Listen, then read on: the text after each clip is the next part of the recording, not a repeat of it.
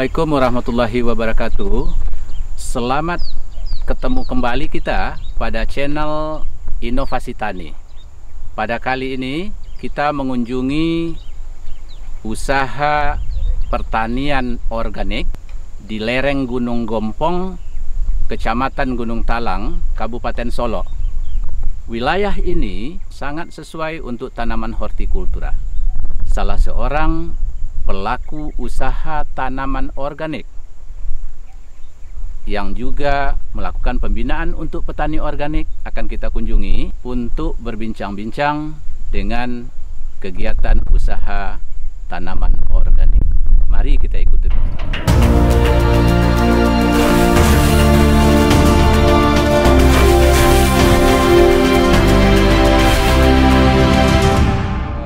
Pak Yuda, kami mendengar bahwa Pak Yuda salah seorang pelaku usaha pertanian hortikultura berbasis organik dan juga pembina kelompok tani organik di wilayah ini. Kami ingin tahu nih, apa latar belakangnya sehingga bergiat di usaha pertanian organik ini, Pak? Sebenarnya ini secara tidak sengaja, Pak. Pertanian organik. Memang basic saya disiplin ilmunya dari ilmu hukum. Baik. Di ilmu hukum, jadi S1 di UNAN, Hukum Internasional, S2-nya juga di UNAN, Kenatariatan. Jadi main bisnisnya ya kita lihat kan kenapa pertanian ini ditinggalkan oleh masyarakat atau yang generasi yang turun generasi kita. Baik. Nah, jadi tertarik, sebenarnya pertanian ini menguntungkan loh. Dengan caranya ya begini. Setelah bertanya tentang bagaimana pertanian itu sebaiknya kan, seperti diceritakan atau di dalam Al-Quran pun diatur kan. Bagaimana yang ramah dengan lingkungan, habis itu pilihan-pilihan posisi yang terbaik kan. Itulah kenapa kita coba terjun ke sini. Baik. Jadi ini petani milenial yang berbasis ilmu, bukan ilmu pertanian.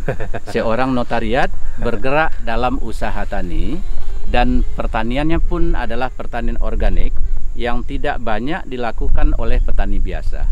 Nah, lantas sekarang ini lahan ini berapa luas nih, Pak, yang sekarang sudah kita tanami ini?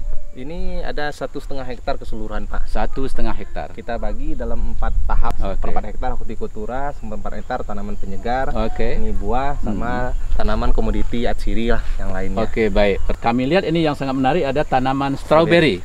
Stroberi, ada lagi jahe, ada lagi tanaman atsiri. Atsirinya apa saja, Pak, nih di sini ditanam? Di sini juga lumayan banyak, Pak, atsirinya. Pertama, atsiri ini secara tidak sengaja kami tanam. Tujuannya sebagai untuk ramuan nabati, untuk pengendali atau untuk penolak hama lah, atau OPT kan. Ada pertama itu serai wangi, yang kedua itu ada nilam, yang ketiga ada setiodora, yang keempat ada eukaliptus, ada kampor basil, ada taman perdunya banyak, Pak. Ada titri pun ada. Yang menjadi tanaman utama di antara mereka? Semuanya kita jadi utama, Pak. Kenapa semua dibilang jadi utama? Contohnya nilam. Nilam kita taman sebagai tanaman perdunya. Karena untuk hortikultura, untuk seperempat hektar ini kita coba kan, karena dengan stroberi pun dia kan perlu lakukan tiap hari. Jadi banyak spot-spot kosong, kita isi tanaman yang nggak terlalu susah lah budidayanya. Seperti nilam itu. Nilam lumayan, Pak. Setelah diuji penyulingannya, pH-nya di atas 40 kita, pacoli alkoholnya. Dan rendemennya mungkin 2,5 sampai 2,8% kita dapat. Nilam ini berapa bulan panennya, Pak? Panen pertama 6 bulan. 6 bulan pertama. 6 bulan. Setelah itu panen berikutnya biasanya orang 3 bulan. Tapi kita karena lihat daunnya sudah banyak yang ada kuning-kuning kayak gini kan udah bisa dipanen ya, Pak. Tanda sinyalnya kalau udah bisa panen, ada banyak daun tua seperti ini. Kita panen. Baik. Kita ambil daunnya kan. Kata orang kan nilam dataran tinggi nggak bagus kualitas minyaknya. Ternyata ini biasanya standar kadar minyaknya namanya, kalau di minyak di nilam kan pacoli alkoholnya, pH-nya. Kalau di dataran standar itu kan 30. Kita dapat pH-nya di atas 37 sampai 40 lebih. Jadi nilam ini biasanya kan tidak juga tanaman organik, Pak. Orang lain kan tidak melakukan organik juga ya. Kita dengan organik juga nih. Ini dengan organik full, Pak. Organik full. Kita pakai nilam ini sebagai tanaman perdunya karena ya di organik itu kalau bisa kan lahan tuh jangan banyak yang terbuka. Kita pakai ini untuk nutup dulu. Ada horti di sini Pak. Nah, setelah hortinya habis, kita nilamnya juga tumbuh kan. Baik. Jadi fungsi nilam sebetulnya juga sebagai untuk penutup tanah. Ini ada tanaman seperti bunga yang sangat menarik. Warna ungu lembayung. Ini tanaman apa sebetulnya nih Pak, dan apa fungsinya ini? Ini tanaman ini mungkin banyak Pak daerah, kalau daerah Kabupaten Solo nih. Kalau orang sini bilangnya lavender kan. Lavender. Cuma setelah kita dalami atsiri, kalau orang-orang para pelakunya bilang nih palsu nih, minyaknya sedikit, terlalu sedikit kan.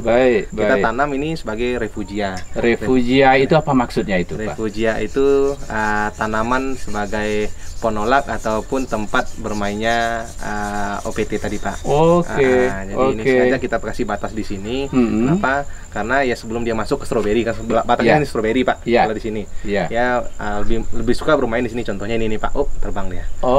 Baik. Jadi hama stroberi ditangkap dulu oleh tanaman lavender. Iya, betul Pak. Sehingga hama itu tidak mengganggu untuk lavender, untuk stroberi untuk berproduksi dengan baik. Tapi ini bukan hanya sebagai apa aja Pak, bukan sebagai pemain tempat OPT aja. Ini juga menghasilkan rupiah nih Pak. Selain daripada itu penangkal hama, ternyata ini punya nilai ekonomi juga. Apanya yang dijual ini Pak Yuda? Kita jualnya seperti ini Pak. Bunga-bunga ini kita jual kepada, ya sekarang kan lagi musim tuh Pak, bikin kayak misalkan lilin atau sabun untuk herbal itu. Mereka masukkan ini beberapa piece ini untuk sebagai dicetak ke media atau tanaman produk mereka tersebut. Baik sekali. Memang sudah didesain sedemikian rupa ya, ditanamnya di mana, jenisnya apa, fungsinya apa bagi tanaman yang lain, lantas juga harus mempunyai nilai ekonomi.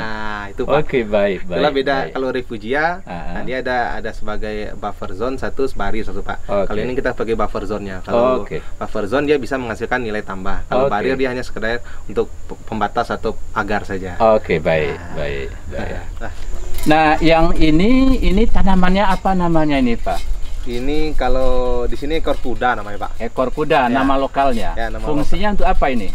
Ini untuk penolak atau jamur akar. Kita bikin ekstraknya. Jadi tanaman umur setelah 3 minggu seperti ada panen umbi lah contohnya. Kita corkan ke tanaman tersebut, terutama untuk horti. Jadi untuk jamur akar paling tangguh. Akarnya juga yang diambil? Bukan dengan ini aja Pak. Daunnya dengan batang-batangnya diekstrak, ditumbuk. Hasil ekstraknya itu, itu yang kita corkan. Dicorkan kepada tanaman.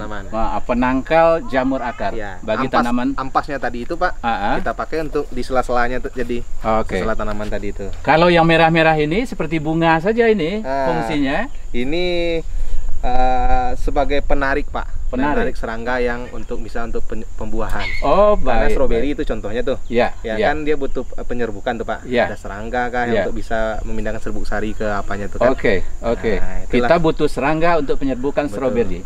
Dan daun yang merah ini menarik serangga untuk datang, nanti membantu stroberi untuk melakukan penyerbukan. Baik. Nah, berikut ini sepertinya serai wangi Pak ya? Betul Pak. Serai wangi. Nah, ada fungsi juga untuk tanaman stroberi dan yang lainnya? Ini sangat berfungsi Pak untuk di stroberi. Kenapa kita tanam ini? Karena dia dengan ada aromanya, hama-hama tadi seperti kutu-kutuan tadi, dia sangat tidak suka. Dengan serai wangi ini. Lantas serai wangi ini juga komoditi yang mempunyai nilai ekonomi yang bagus juga? Pasti Pak. Jadi daunnya dipanen juga nanti nih? Pasti, ini sudah dipanen Pak, udah 3 minggu lah dipanen. Baik. Jadi daun serai wangi tidak hanya menolong stroberi, tapi menolong juga petani dalam menghasilkan rupiah. Baik. Ini kelompok sayuran sepertinya. Iya Pak. Ada cabai, ada terong, ada lagi itu bawang ya. Daun bawang gitu. Ini juga organik. Ini organik Pak. Nah, terong ini sudah panen Pak ya? Ini udah panen ke 6 kali nih Pak. 6 kali? Udah lebih.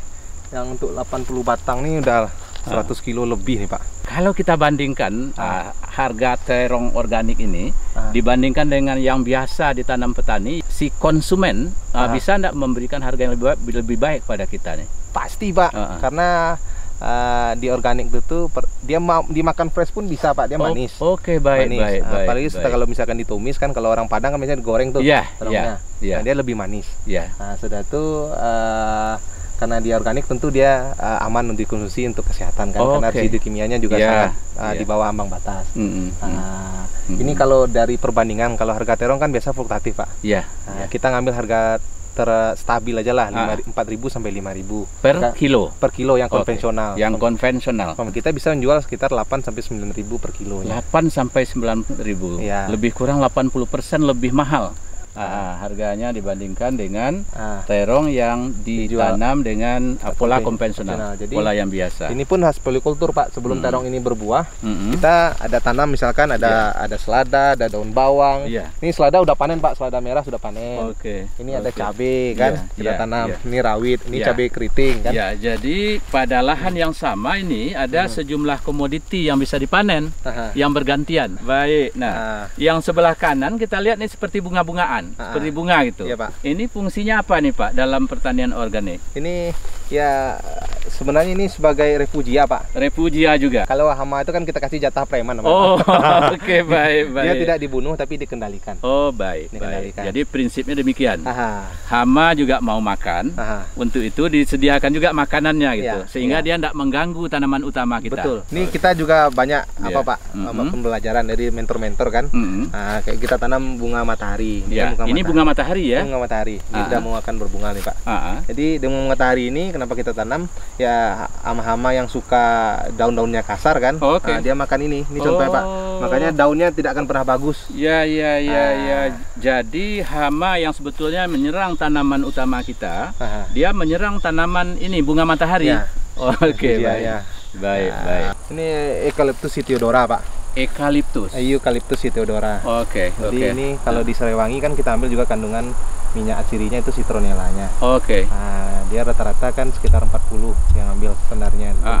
Kalau ini citronella langsung tinggi Pak. Dari 78% kandungan. Jadi ini nanti diekstrak juga. Betul, sebagai Pak. Sumber minyak atsiri juga. Minyak atsiri. Itulah Bapak. Memang buat serai. Ya, baunya hampir sama dengan Serewangi ya. Diekstrak juga. Jadi ini diekstrak juga dan kita sebagai ini untuk kebun induk perbanyakan karena ini perbanyakan. Ya, sitiodora ini tanaman asli dari Brazil dan Australia. Baik. Jadi karena kandungan citronellanya tinggi, kita coba kemarin ini ternyata mau kan. Jadi ini mungkin bisa jadi indukan nanti Pak. Baik. Bisa sebagai naungan yang batas pagar atau pagar lahan lah. Sebagai naungan dan juga sebagai pagar lahan.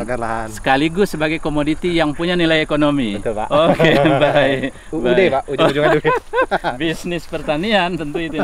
Yang sebelah kanan kita ini. Ini siap panen nih Pak. Kalau bahasa daerahnya ini selasi bahasa daerahnya. Ini pohon selasi kan kita juga udah panen selasinya untuk dipakai untuk penyulingan minyak atsirinya. Ini selasi juga digunakan sebagai sumber minyak atsiri. Yang diambil kandungan minyak atsirinya juga. Nah kita lihat lagi Tittonia. Ini Tittonia namanya. Nah ini biasanya tanaman perdu dan tanaman boleh dikatakan tanaman pengganggu atau semak belukar saja. Ini ada fungsinya dalam usaha tani kita nih sekarang? Ini wajib Pak. Kenapa begitu? Ini joker kita kasih nama nih Pak. Dia bisa sebagai untuk ekstrak atau pupuk cair. Karena airnya tinggi. Kadar nitrogennya tinggi. Sangat tinggi. Sangat tinggi kalau diekstrakkan. Bisa untuk campuran untuk pembuatan kompos. Yang paling sekarang nih yang paling sangat menguntungkan bagi kita untuk pakan ternak Pak. Ini juga sumber pakan ternak. Sangat Pak. Lantas juga daunnya kalaupun digunakan secara langsung bisa untuk sumber pupuk juga. Pupuk Pak. Nitrogennya tinggi. Baik. Dan ini hanya tanaman seperti tanaman yang dibuang-buang saja ya. Ini pun hidupnya gampang Pak. Hidupnya mudah, tidak perlu dipupuk pun. Tidak perlu dipupuk. Selain dari tanaman, kami lihat juga ada pelihara ternak. Betul Pak. Ada kambing saya lihat ya. Itu pabrik pupuk kita Pak. Baik. Jadi pabrik pupuknya juga ada di dalam lahan ini. Jadi prinsipnya sepertinya tanaman organik ini atau pertanian organik tidak banyak inputnya dari luar ya. Berasal dari dalam sendiri. Kotoran dan urin dikumpulkan nih. Kita tampung di bawah ada baknya itu Pak. Sisa siangan atau sanitasi kebun. Kita bisa kasih ke ayam. Jadi kita ayam juga ada bagian dari komponen usaha tani kita. Ini kita kasih ayam kampung. Ayam kampung Pak. Nih Pak. Ayam kampung organik. Ayam kampung organik gitu ya. Sebelah sana ayam potong yang putih kan. Baik. Di sebelah kanan kita ini seperti rumah kaca ini. Ini untuk apa nih dalam dalam sistem usaha tani kita ini nanti, Pak? Nah, kalau ini bangunan greenhouse untuk krisan, Pak. Krisan betul-betul greenhouse untuk akan menanam bunga krisan. Bunga krisan. Okay. Kita ada kegiatan dari provinsi atau APBN-nya, Pak, untuk pengembangan krisan di sini. Jadi Pak Yuda ditunjuk juga untuk pembinaan petani dan pembinaan komoditi juga di sini. Krisan, Oke, baik. Jadi dengan demikian di dalam usaha kita ini berapa komoditi nih? Berapa komoditi yang ditanam ini sekarang? Kalau garis besarnya ada 3 tuh, Pak. 3. Hortikultura, tanaman penyegar, satu lagi perkebunan, Pak. Jenis tanamannya ada berapa tuh?